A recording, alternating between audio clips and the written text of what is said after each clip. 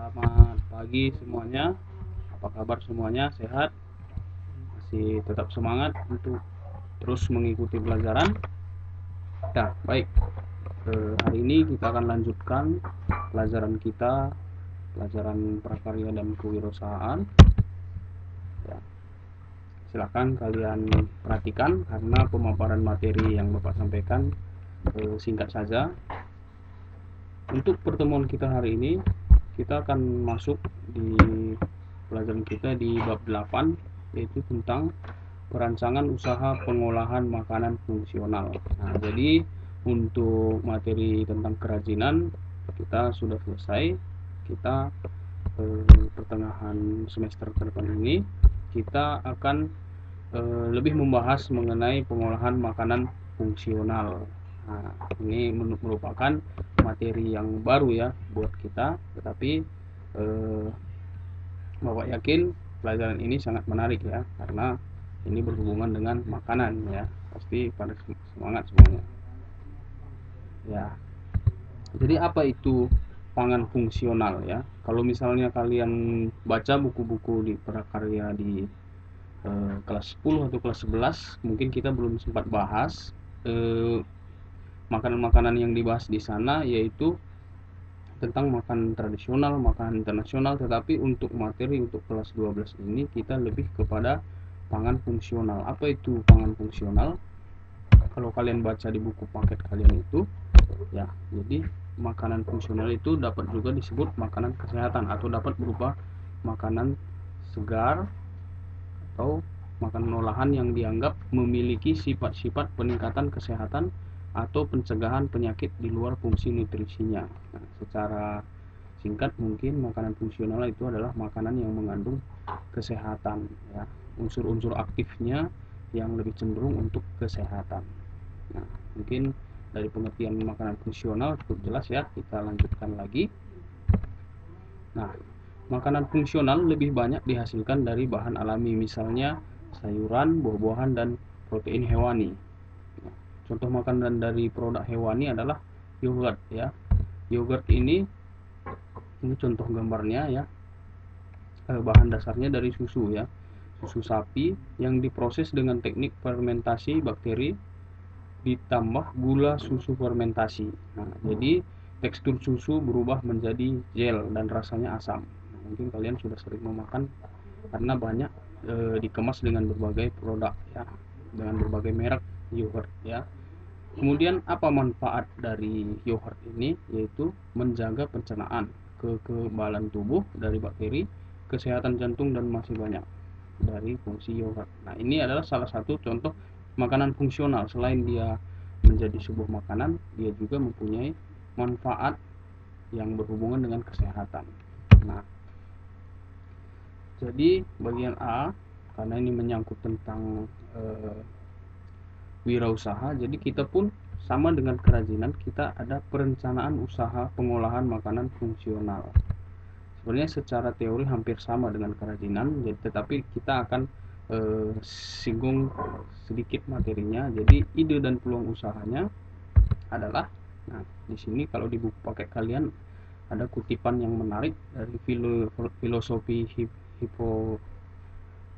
ini salah Hippocrates ini ya, Hippocrates ya, jadi salah nulis yang berbunyi let your food be your medicine and let your medicine be your food, atau artinya gunakanlah makanan sebagai obatmu dan obatmu sebagai makanan. Maksudnya apa itu ya? Gunakan makanan sebagai obatmu dan obatmu sebagai makanan. Jadi makanan yang kita makan itu sekaligus sebagai obat. Nah, jadi fungsinya mempunyai fungsi ganda. Jadi masyarakat kini telah sadar akan pentingnya makanan. Tidak hanya sebagai penghilang rasa lapar atau haus, namun makanan harus mengandung asupan energi yang berkhasiat untuk kesehatan.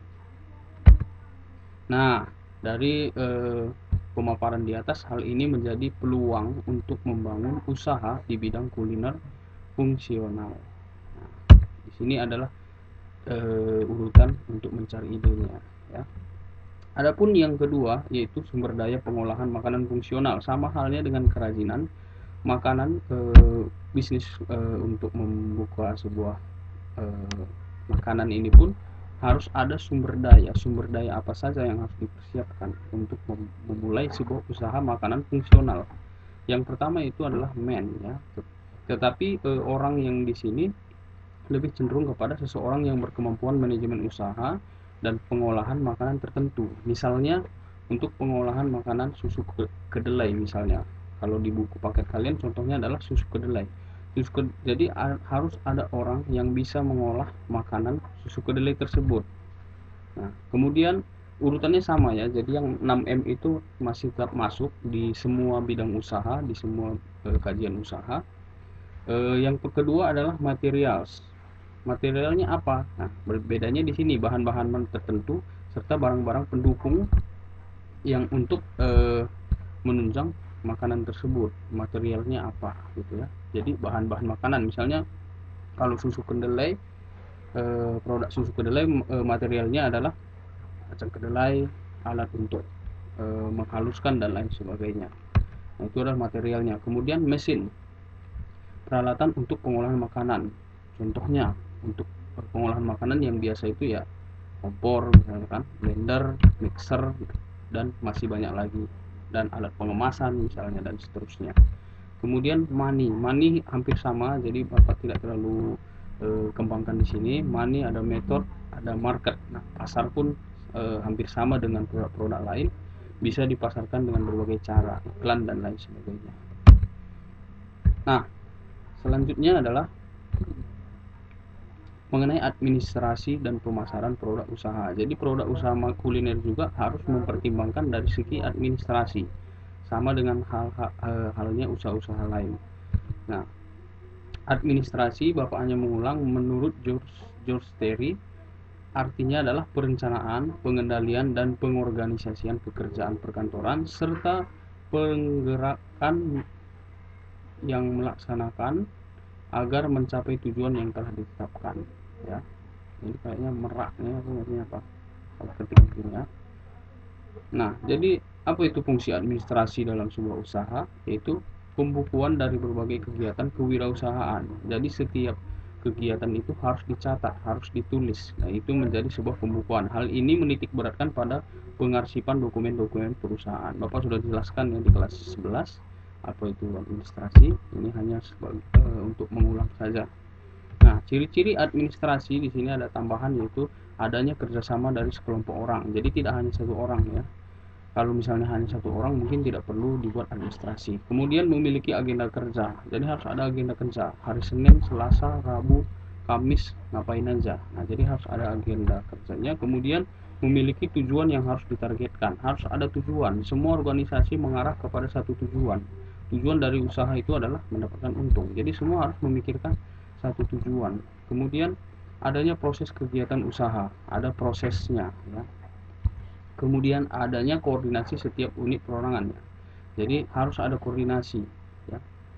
Harus ada hubungan satu dengan yang lain. Bagian keuangan berkoordinasi dengan bagian lapangan, dengan bagian manajer dan lain sebagainya. Nah, itu saja ciri-ciri dari administrasi tadi. Nah, untuk pertemuan kita hari ini mungkin dicukupkan saja supaya nanti kalian tidak terlalu sulit untuk memahami. Jadi cukup sekian saja, dan tugas kalian di rumah sangat mudah ya. Jadi tugas individu itu, kalau kalian ada buku paket, kalian buka buku paketnya di halaman 240 ya. Jadi kalian kerjakan kompetensi awal. Di situ ada 4 pertanyaan ya. Kalian bisa lihat di layar. Yang pertama, makanan fungsional apa yang sering kamu konsumsi setiap hari ya. Jadi kalian tadi sudah tahu definisi dari makanan fungsional. Nanti kalian sebutkan makanan fungsional apa yang sering kamu konsumsi setiap hari.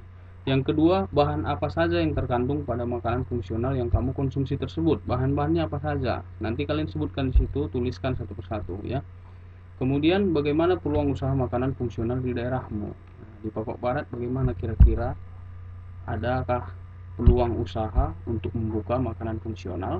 Yang keempat, apa yang kamu lakukan untuk meningkatkan ketertarikan konsumen pada produk makanan fungsional? Apa yang kamu lakukan? Nah, nanti kalian pikirkan, kalian analisis ya. Kalian sudah kelas 12, Bapak rasa analisis kalian tidak sama dengan kelas 10 dan kelas 11. Kalian lebih memikirkan lebih kompleks lagi. Nah, nanti kalian